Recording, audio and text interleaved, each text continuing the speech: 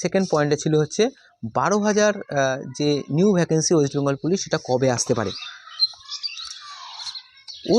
ওই পেপার কাটিংয়ের প্রথম প্যারাগ্রাফে বলা আছে কনস্টেবল পদে নিয়োগ দ্রুত করতে চাইছেন রাজ্য পুলিশ কর্তারা।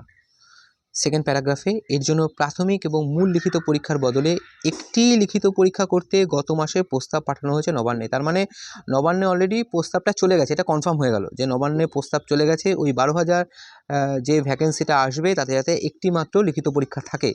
প্রথম 3টে লাইনের মধ্যে আমি পেয়ে যাচ্ছি, আবারও বলছি লেখা আছে এর জন্য প্রাথমিক এবং মূল লিখিত পরীক্ষার বদলে একটি লিখিত পরীক্ষা করতে গত মাসে প্রস্তাব পাঠানো হয়েছে নবান্নে। মানে প্রিলিমিনারি আর মেনের জায়গায় একটা মাত্র রিটেন এক্সাম হবে, তারই একটা প্রস্তাব পাঠানো হয়েছে নবান্নে। এটা কনফার্ম হয়ে গেল এই পেপার কাটিং থেকে। আমি যা বলছি এই পেপার কাটিং থেকেই, কারণ আমার কাছে আলাদা কোনো ইনফরমেশান নেই, আলাদা কোনো সোর্স নেই।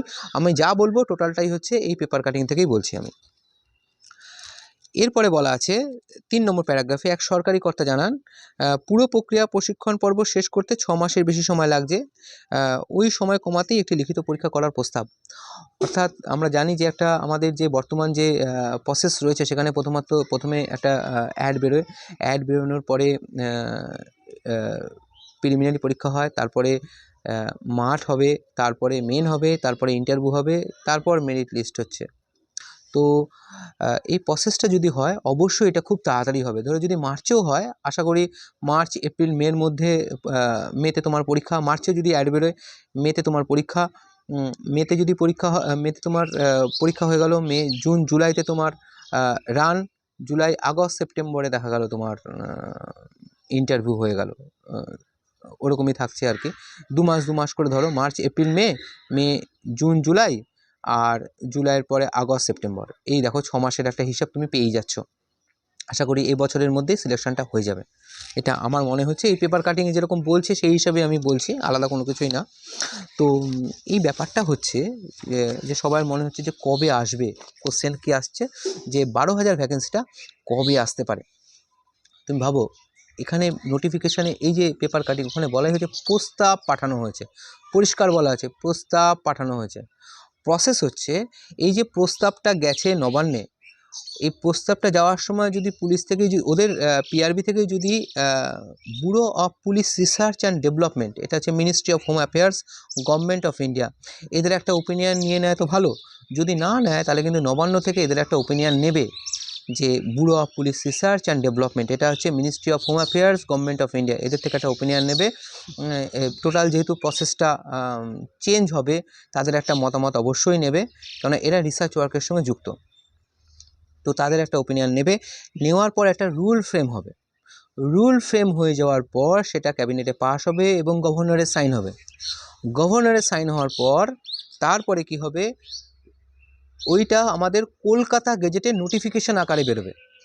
যেরকম আমরা WBCS পরীক্ষার একটা নোটিফিকেশান আমরা পেয়েছিলাম, কলকাতা গেজেটে বেরিয়েছিল, যেখানে সিলেবাস চেঞ্জের কথা বলা হয়েছে। যেরকম মাদ্রাসা সার্ভিস কমিশনের টেটের ব্যাপারে বলা হয়েছিল, ঠিক এরকম টাইপের একটা গেজেট বেরোবে। আমি দেখাচ্ছি, এরকম একটা গেজেট আসবে। এই গেজেটে টোটাল প্রসেসটা, ছবিটা উল্টো দেখাচ্ছে কারণ হচ্ছে ফ্রন্ট ক্যামেরা যেহেতু করা রয়েছে আর কি, ফ্রন্ট ক্যামেরাতে এই ভিডিওটা করা হচ্ছে তাই। তো এরকম একটা আসবে, তো সেখানে কিন্তু ডিটেলস আর কি প্রসিডিওরটা লেখা থাকবে। এটা হচ্ছে গেজেট নোটিফিকেশান হবে, তারপরেই কিন্তু অ্যাডভার্টাইজমেন্টটা বেরোবে। তার আগে অ্যাডভার্টাইজমেন্ট বেরোনোর সম্ভাবনা নেই। যা প্রসেসে বলছে সেই হিসেবে আমি বলছি, আমার যেটুকুনি নলেজ সেই হিসাবে আমি বলছি। যদি চেঞ্জ হয়ে যায় তো চেঞ্জ হলেও কিছু করার নেই, কিন্তু যে প্রসেস সেটা আমি বললাম। প্রথমে রুলটা ফ্রেম হবে, রুল ফ্রেম হওয়ার পর ক্যাবিনেট বা গভর্নরের অ্যাপ্রুভাল হবে, অ্যাপ্রুভাল হওয়ার পর ওটা কলকাতা গেজেটে পাবলিশ হবে, কলকাতা গেজেটে পাবলিশ হওয়ার পর অ্যাডভার্টাইজমেন্ট বেরোবে। সুতরাং যতক্ষণ না কলকাতা গেজেটে অ্যাডভার্টাইজমেন্টটা বেরোচ্ছে, কেননা ক্যাবিনেটে কবে পাস হবে বা আমাদের গভর্নর সাহেব কবে সাইন করবেন এটা আমরা কিছুই জানি না, কেউ বলতেও পারবো না।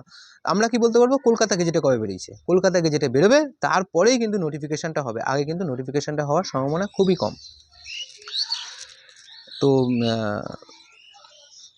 যদি বেরোয়, ধরো এখন যেরকম শোনা যাচ্ছে খুব তাড়াতাড়ি বেরোবে, তো যদি তাড়াতাড়ি বেরিয়ে যায়, খুব কিন্তু তাড়াতাড়ি প্রসেসটা কমপ্লিট হবে, তোমরা কিন্তু টাইম পাবে না, একটু রেডি থেকো ওই ব্যাপারে, হ্যাঁ। তো সবাইকে রিকোয়েস্ট করবো একটু রেডি থাকো, প্রিপারেশান নাও ভালো করে। আশা করি ভগবানের কাছেও প্রার্থনা করবো যাতে তাড়াতাড়ি, যাতে পাবলিকেশানটা যাতে তাড়াতাড়ি হয়ে যায়, তোমরা যাতে তাড়াতাড়ি যাতে অ্যাপ্লাইটা করতে পারো। এই নিয়ে সবাই চিন্তায় আছো, আমি প্রার্থনা করছি সবার কাছে, যদি এই ভিডিওটা যদি ভালো জায়গাতেও যদি পৌঁছে যায়, তাদের কাছেও আমার প্রার্থনা, আমার ছোটো ভাই বোন যারা বেকাররা রয়েছে তাদের পাশে থাকার জন্য এই ভিডিওটাই করা, যাতে তাড়াতাড়ি যাতে এই কলকাতা গেজেটে যাতে পাবলিশ হয় এবং অ্যাডভার্টাইজমেন্ট তাড়াতাড়ি যাতে বেরোয়, তার জন্যই আমি অনুরোধ জানাবো সবাইকেই।